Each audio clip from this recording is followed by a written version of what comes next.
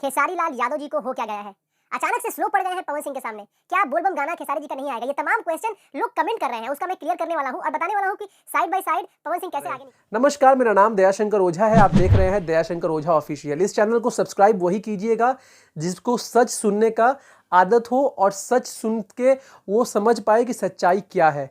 दोस्त, आपको तो ये मान लेना पड़ेगा कि पवन सिंह अब पहले वाले पवन सिंह नहीं रहे। पवन सिंह का मौजूदा मार्केट में एकदम तबाही मचा कर रख दिए हैं। गाना डेली गाना।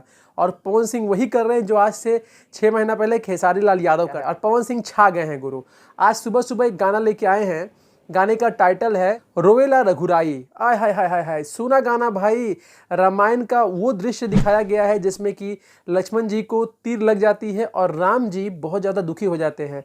तो इस क्षण को पूरे तरीके से गाने में दिखा दिया गया है। इतना बढ़िया लगा ना भाई। और सच में भाई, पवन सिंह को कोई रिप्लेस नहीं कर सकता गायकी में। ये तो अटल सत्य है। भोजपुरी इंडस्ट्री में कोई रिप्लेस नहीं। अगर आप गाना नहीं सुने हैं तो जाके गाना सुन लीजिए, फिर बोलिएगा। अगर मैं खेसारी जी के फैन होते हुए भी अगर मैं झूठ बोल दूं तो फिर वीडियो बनाना गलत हो जाएगा, क्योंकि वीडियो में आप लोग हमें ट्रस्ट करते हो तो हमें सही चीज़ बताना पड़ेगा।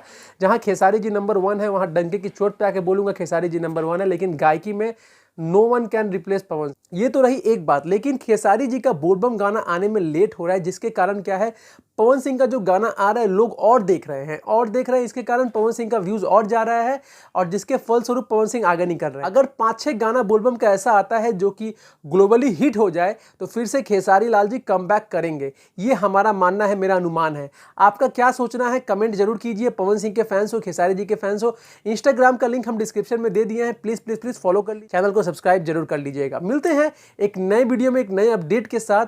तब तक के लिए जय हिंद, वंदे।